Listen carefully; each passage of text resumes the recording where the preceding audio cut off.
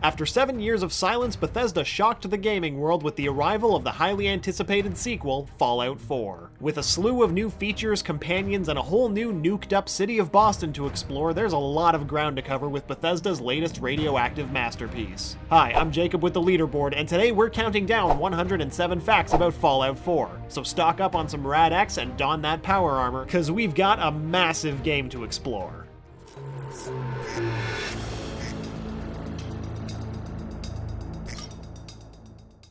Fallout 4 was developed by the Maryland-based developer Bethesda. Their name is also tied to Fallout's fantasy counterpart, the Elder Scrolls series. Development on Fallout 4 began shortly after Fallout 3 shipped in late 2008, but the project took a bit of a backseat while Bethesda finished up Skyrim. Development of the game lasted a whopping 6 years. Fallout 4's development was led by acclaimed game designer Todd Howard, who is also responsible for directing the development of other Bethesda classics along with Fallout 3. While Fallout 4 is a direct successor to Fallout 3, Bethesda gathered all of the critiques and suggestions fans and critics had regarding Skyrim and applied much of that feedback to the development of Fallout 4. The development team consisted of just over 100 people, which by today's standards is considered to be pretty small for a development team. A majority of these individuals had been on the Bethesda team for the past decade. The team didn't receive development kits for the PlayStation 4 or Xbox One until they were a few years into development. To learn more about their new tools, the team experimented by porting the entire Skyrim game to the then next-gen systems. Fallout 4 runs on the Creation Engine, an engine created in-house by Bethesda themselves and initially built for Skyrim. It's a refined version of Bethesda's earlier engine, Gamerio.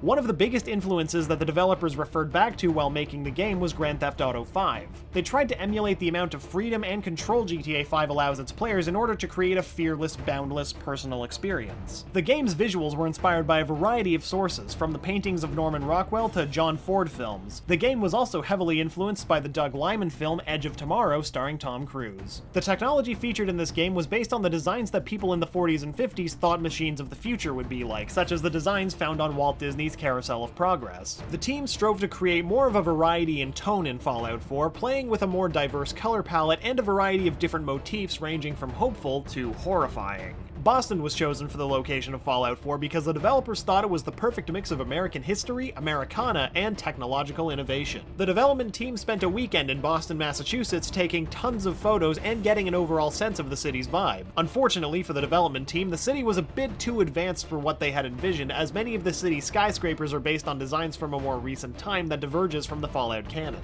Many landmarks found throughout Fallout 4's Commonwealth are recreations of real-life landmarks found within the city of Boston, including Trinity Church, Boston Public Library, and despite the name change, the CIT ruins are indeed based on the Massachusetts Institute of Technology, aka MIT. Bethesda's Emil Paliaurelo grew up in Boston and hit a few nods towards his own life in the game, claiming that the game features a destroyed version of his childhood home, his high school, a train station near his neighborhood, and a sub shop that he loved. The team refused to use satellite data when creating the topography of the Commonwealth. According to lead level designer Joel Burgess, that's sort of missing the point. It's more about capturing the feeling of the place. That's when it feels real, whether you've been to Boston or not. It still has that sense of a real place, because it is, but it's video gamed. From a narrative perspective, the team decided not to focus so much on the world that was before the nuclear war, and instead focused on the civilization that has flourished and succeeded within the destroyed world, giving the game a more optimistic vibe. However, the team decided to begin the game's story in the pre-apocalyptic world so that the player would feel a sense of personal loss, knowing and directly experiencing the world that came before the nuclear wasteland. The game's story wasn't entirely written before the world map was developed. It was instead written while locations on the map were being developed within the game. This was done in order to give the player a narrative experience that grants them as much freedom as possible. Senior character designer Dennis Mejiones strove to make Codsworth as likable as possible, as he is one of the first and most prominent companions in the game. Mejiones accomplished this by focusing on creating cute eyes for the robot, which he based off the headlights of 1950s scooters because they have a fun, friendly feel. While the developers strove to allow players to assume the role of the bad guy for once, they also went through great lengths to ensure that people could be kind-hearted raiders that caused minimal harm. Early in the game's development, the team considered adding a multiplayer of some kind, but they quickly scrapped the idea before it went too far, citing that it would have distracted from the game's central focus, which is single player. For Fallout 4, the team aimed to create a more fluid first-person shooter experience in order to reduce the reliance on the VATS system that was required in Fallout 3. To make the gameplay feel more akin to a fully fledged first-person shooter, Bethesda enlisted the aid of id Software, the guys and girls behind the legendary shooter franchise, Doom. The team strove to capture the feel of Destiny's gunplay in Fallout 4 and used Bungie's shooter as a basis for Fallout 4's mechanics, not only because they found the gunplay fun, but because, like Destiny, Fallout 4 was set to run at 30 frames per second. The team decided on 30 frames per second early in development and stuck to it because they believed it allowed for a greater density. They wanted the player to be able to interact with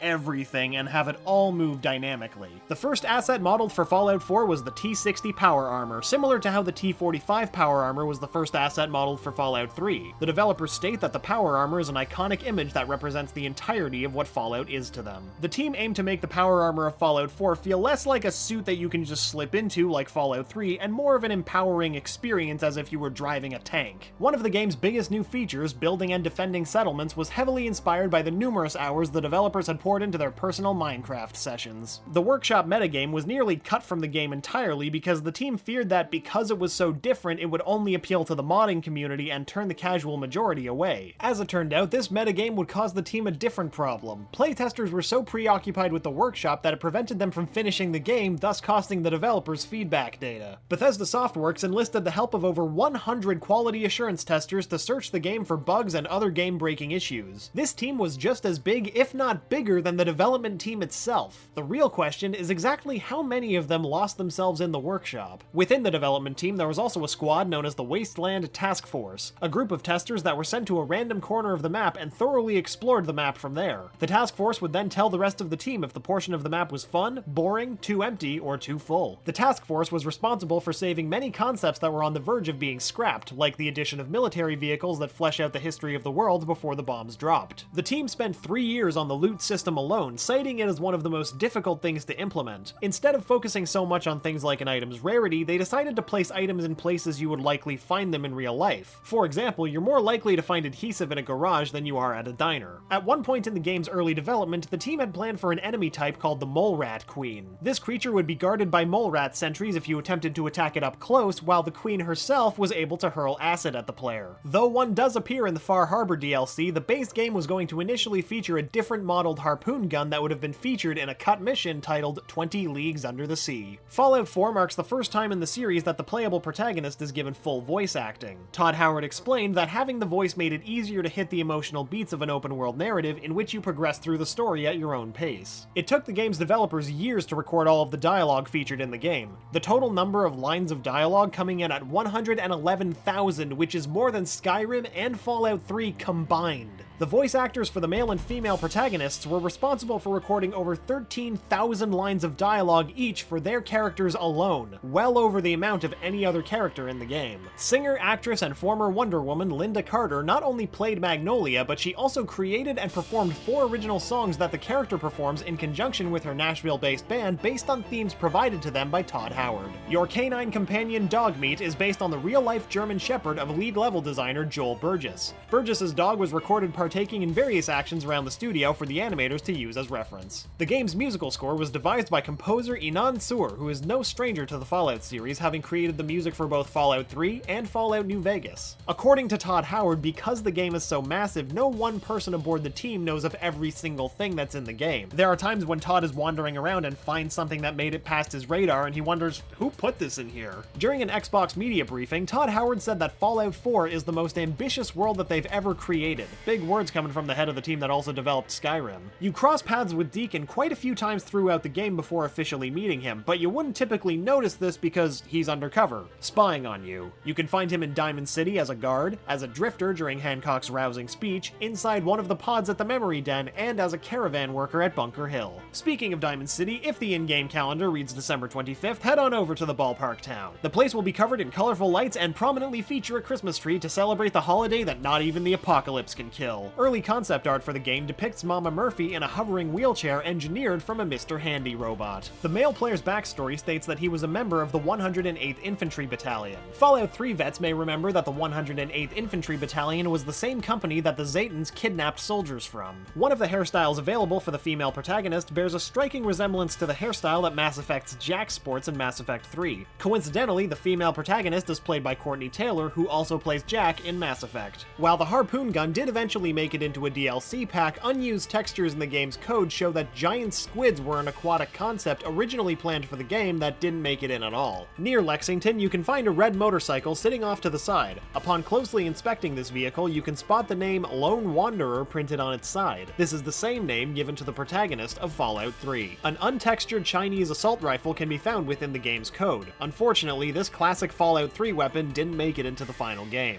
Deep within the files of the game is a cut jumpsuit for Vault 101, the home of Fallout 3's protagonist, the Lone Wanderer. In the game, Diamond City is built within the remains of the real-life home of the Boston Red Sox, Fenway Park, a baseball stadium known for its iconic, huge green walls. Piper's newspaper, Public Occurrences, shares its name with one of the very first newspapers ever published in real life in what would eventually become the United States. This Public Occurrences was also published in real-life Boston. Mayor McDonough of Diamond City shares his name with beloved Boston Globe sports reporter Will McDonough, who was known for his coverage of the Boston Red Sox, the stadium of which served as the foundation of the mayor's city. If you look toward the press box in Diamond City, you'll see that the last World Championship that the home team won was in 1918. This is a reference to a real-life curse that was believed to have prevented the Boston Red Sox from winning a World Series for 86 years until it was finally broken in 2004. One of Diamond City's most prominent traders, Mo Cronin, is one letter off from the name Joe Cronin, a beloved shortstop for the Boston Red Sox who would become their general manager later in his life. The robotic companion Curie is named after famous physicist and chemist Marie Sklodowska-Curie, who won 2 Nobel Prizes and coined the term radioactivity. The Fallout 3 turned Fallout 4 character Robert Joseph R.J. McCready is named after Kurt Russell's character from the John Carpenter film The Thing.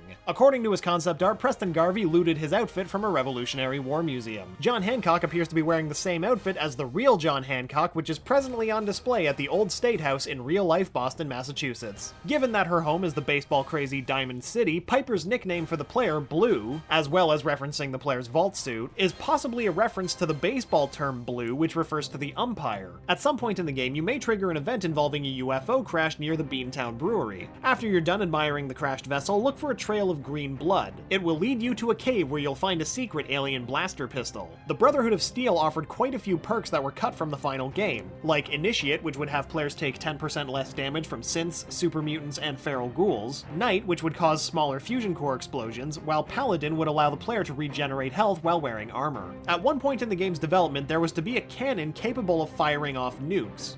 Not mini nukes, but actual nukes. Within a hut located on the Commonwealth, you can find a flux sensor with a seemingly random series of numbers, which aren't quite as random if you're a huge fan of Ridley Scott's 1979 film Alien. 180924609 is the registration number of the film's starship, the Nostromo. Within the Boston wastelands is a bar named Prost, which is German for cheers, a reference to the 80s sitcom of the same name. The skeletons laying throughout the bar represent the show's main cast, with subtle hints around the corpses identifying who they each are specifically. Your Pip-Boy can function more like a Game Boy thanks to holotape games scattered throughout the wasteland. Some of these games are straight-up clones of real-life classics, like Donkey Kong, Pitfall, Space Invaders, and Missile Command. Oh, Missile Command seems quite fitting for Fallout, don't you think? To the northwest of Diamond City, you'll see a boat atop a river. If you board the boat, you'll find a mutated shark-like dolphin laying at the edge of the boat next to a skeleton wearing a blue bandana and brandishing a machete. This setup is a reference to Quint's death scene from the 1975 Steven Spielberg film, Jaws. Aboard the Brotherhood of Steel's airship, the Prydwen, you'll find a research station that houses a collection of plant life, with one specimen in particular being the Nirnroot from the Elder Scrolls series. This has led fans to believe that Fallout and the Elder Scrolls could possibly exist in the same universe. At the Reeb Marina, you'll find a shack which hosts a small table possessing a lantern, a Tesla Science magazine, and a Happy Birthday sweet roll. The sweet roll is a reference to a food item obtained by the protagonist of Fallout 3 early on in the game during their birthday party. The town of Covenant contains yet another nod to Fallout 3 in the form of a repurposed goat exam, much like the one taken by the player at the start of the aforementioned game. Only this time, it's used to prove whether or not you're a good person. The man administering this repurposed goat test, Swanson, is dressed exactly like a member of Vault 101's Tunnel Snakes gang. Within the rotunda of the Commonwealth Institute of Technology, you'll find the skeleton of a janitor laying before a chalkboard with strange symbols. This is a reference reference to Matt Damon's gifted character, Will Hunting, from the 1997 film Good Will Hunting. Your trusty robot butler, Codsworth, is capable of referring to the player character by over 1,000 different names. And yes, some of these names are just very colorful insults. Mr. Assface! The Brotherhood of Steel's leader in Fallout 4, Elder Maxson, previously appeared as a minor character in Fallout 3. He can be found as a child in the Citadel, going by Squire Maxson. There's a mistake in the dialogue when the player meets the Vault Tech rep for the first time. When he talks about Codsworth, he says, "trimming those damn hedges like nothing happened." However, if you take a look at the subtitles, you'll see that the damn has been replaced by a big ol' F-bomb. Diamond City's resident robotic chef, Takahashi, is played by Shinji Mikami. Mikami is responsible for the creation of the Resident Evil franchise and The Evil Within. Unused dialogue in the game's files suggests that the player and Paladin Danse were able to challenge Elder Maxson in combat. If they successfully offed Maxson, Danse would regain his Paladin status and the player would become the new Elder. Fallout 4 was announced to the public via a mysterious countdown timer on Bethesda's website that appeared on June 2nd, 2015 that would expire the very next day on June 3rd at 10 a.m. Eastern Time. Those who pre-ordered the Windows version of Fallout 4 received a piece of complimentary DLC for Dota 2, which replaces the game's announcer with the voice of Fallout's Mr. Handy. The game had a limited edition called the Pip-Boy Edition. For $119, players could receive the game and a life-sized Pip-Boy replica that you could not only wear around your wrist, but also insert your smartphone into, making Fallout 4's second screen experience all the more immersive.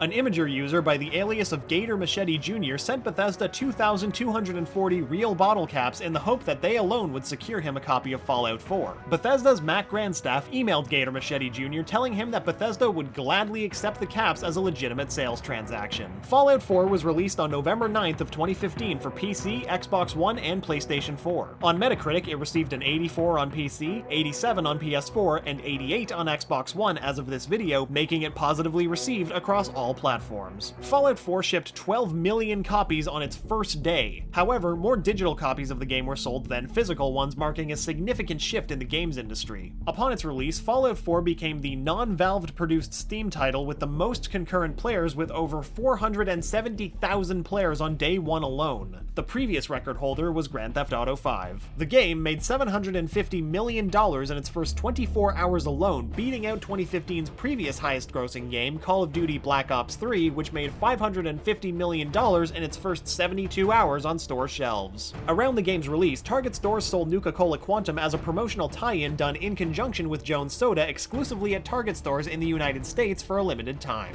The drinks were manufactured in very limited quantities, with Target employees pre-purchasing and stocking up on the bottles before they could be put on store shelves, prompting the manufacturer to produce an additional wave of the product. After 15 years of attempts with other games, Bethesda was finally able to bring mod support to the console version of Fallout 4. When mod support launched on the Xbox One, it was stated that the game's traffic was 50 times the initial Fallout 4 PC mod launch. Matt Hamlin, also known by his YouTube alias Up Is Not Jump, recreated the Rick and Morty episode Look Who's Purging Now entirely within the Fallout 4 game engine. Hamlin has also recreated other bits from classic shows within the engine like The Walking Dead, Breaking Bad, and Futurama. Fallout 4 was nominated for 5 awards at the 2016 DICE Awards and won 3 of those categories, chief among them being Game of the Year. In 2016, Bethesda announced that Fallout 4 would be getting a virtual reality mode sometime in 2017 that would be compatible with the likes of the HTC Vive. It will reportedly debut on the show floor at E3 2017. We'll know by the time this video is up. At the time of its release, Far Harbor hosted the largest landmass ever created for an add-on to a Bethesda game. The file size was a whopping 2.7 gigabytes, bigger than the Automatron and Wasteland Workshop DLCs combined. It was later beaten by the 3.36 gigabyte Nuka-World DLC. It was decided that Far Harbor would take place in Maine because they wanted to expand upon the New England feel that the team had established in the base game and make it feel more harsh and rugged to invoke a more feral vibe. Far Harbor made an effort to further explore the Wasteland synths, with the developers expanding upon the idea of what does it mean if I think I've replaced someone? Are they actually who they think they are, or is everything they know a lie placed inside their heads? In creating the narrative to Far Harbor, the developers strove to not only create different outcomes for the main conflict that encompasses the DLC, but also the sub-conflicts that take place within each of the different factions. Because many of the residents of Far Harbor are fishermen, many of the weapons found within the DLC are rooted in devices used to hunt sea life, from harpoons to fish hooks. If you venture far enough into Far Harbor's irradiated lake, you can find a door floating on the surface with one skeleton laying atop it and another another hanging off the edge, a grim reference to Jack and Rose from the James Cameron film Titanic. Much like the theme of the DLC suggests, the developers built Nuka-World with the intention of giving the player a vacation from being the wasteland's savior and allowing them to have a bit of fun without worrying about things like morality. Evidently, it was a highly requested experience by the fans, which says a lot about all of us, I think. The armor of Nuka-World raider gangs was designed to reflect how brutal the raiders were. The more savage raiders wear armor that is more rough with sharp edges, while the more clean-cut and efficient ones wear more stylized armor. One of the last things the team did when developing the game was change the hiding places of the bobbleheads and magazines. According to Joel Burgess, the original hiding spots were too obscure and the team needed to make them more obvious. In Nuka-World's funhouse, you'll find a spinning room with a series of doors. One of these doors leads to a creepy room in which the opening scene of Fallout 4 has been recreated, with the player character and their spouse looking down into the crib of baby Sean.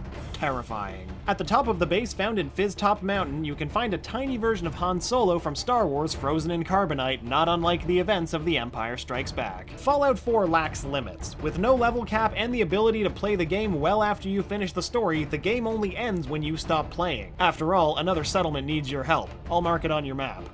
And there you have it. Once again, I'm Jacob, and thanks for watching 107 Facts about Fallout 4. What's your favorite part of the game? Did we miss any Easter eggs? Comment below and let us know. Don't forget to click the bell icon to become part of our notification squad, and if you like getting more from your games, subscribe to the Leaderboard, where we help you game smarter.